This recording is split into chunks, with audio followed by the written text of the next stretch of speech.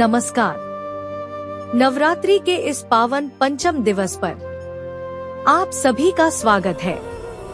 आज हम आपको सुनाने जा रहे हैं माँ के उस अद्भुत और करुणामयी स्वरूप की कथा, जिसमें एक माँ का प्यार भी है और एक देवी की अपार शक्ति भी। यह कथा है माँ स्कंदमाता की। माँ स्कंदमाता, जिन्हें देखते ही मन में शांति उतर आती है, जिनके चेहरे की हल्की मुस्कान हर दुख को दूर कर देती है।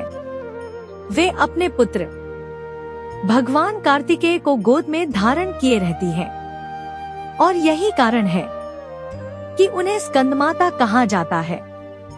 लेकिन इस रूप के पीछे एक बहुत ही गहरी और पौराणिक कथा छिपी है।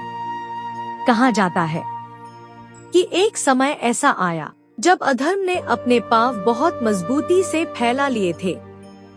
एक अत्यंत शक्तिशाली असुर, तारकासुर, उसने कठोर तपस्या कर एक ऐसा वरदान प्राप्त कर लिया था जिससे वह लगभग अजेय हो गया। उसका वध केवल भगवान शिव के पुत्र के हाथों ही संभव था। लेकिन उस समय भगवान शिव और माता पार्वती का विवाह भी नहीं हुआ था। इसी कारण तारकासुर का आतंक दिन प्रतिदिन बढ़ता चला गया। स्वर्ग लोक में हाहाकार मच गया। देवता भयभीत हो उठे। हर दिशा में केवल डर और विनाश का वातावरण था। तब सभी देवता एकत्र होकर भगवान शिव और माता पार्वती के पास पहुँचे। उन्होंने हाथ जोड़कर विनती की, हे देवों के देव, अब केवल आपका पुत्र ही हमें इस संकट से बचा सकता है। समय बीता और अंततः भगवान शिव और माता पार्वती के दिव्य मिलन से एक तेजस्वी बालक का जन्म हुआ। वह बालक कोई साधारण बालक नहीं था, वह थे कार्तिकेय। जब माता ने उस बालक को अपनी गोद में लिया तो उनके चेहरे पर एक अद्भुत चमक आ गई। उनकी आंखों में ममता का सागर उमड़ पड़ा और उसी क्षण माता का यह स्वरूप माँ स्कंदमाता के रूप में प्रकट हुआ। उनकी गोद में बैठा बालक एक दिन देवताओं का सेनापति बनने वाला था। माँ ने अपने पुत्र को केवल प्रेम ही नहीं दिया, बल्कि उसे धर्म, साहस और युद्ध का ज्ञान भी दिया।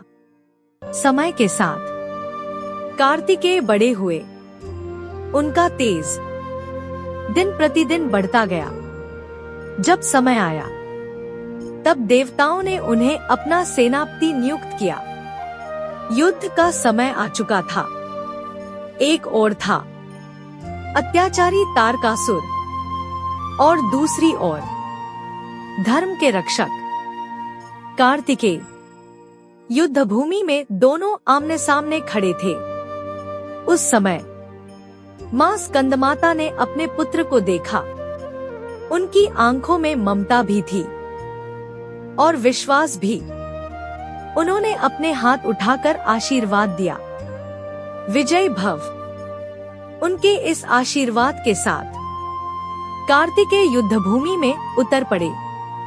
भयंकर युद्ध शुरू हुआ। अस्त्र शस्त्रों की टकराहट आकाश में गूंजने लगी। लेकिन माँ के आशीर्वाद के आगे अधर्म टिक नहीं सका।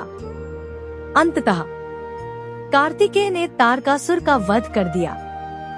चारों ओर जय जयकार गूंज उठी। देवताओं ने राहत की सांस ली और सभी ने माँ स्कंदमाता के चरणों में सिर झुका दिया, क्योंकि यह विजय केवल युद्ध की नहीं थी, यह विजय थी एक माँ के आशीर्वाद की। माँ स्कंदमाता का यह स्वरूप हमें यह सिखाता है कि एक माँ अपने बच्चों के लिए सब कुछ कर सकती है और जब उस माँ का आशीर्वाद साथ हो तो जीवन की कोई भी कठिनाई बड़ी नहीं रहती। जो भी भक्त सच्चे मन से मां स्कंदमाता की आराधना करता है, उसके जीवन में सुख, शांति और सफलता स्वयं चली आती है।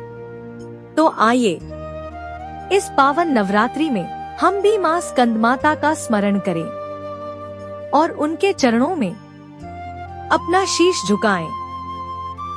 जय माता दी।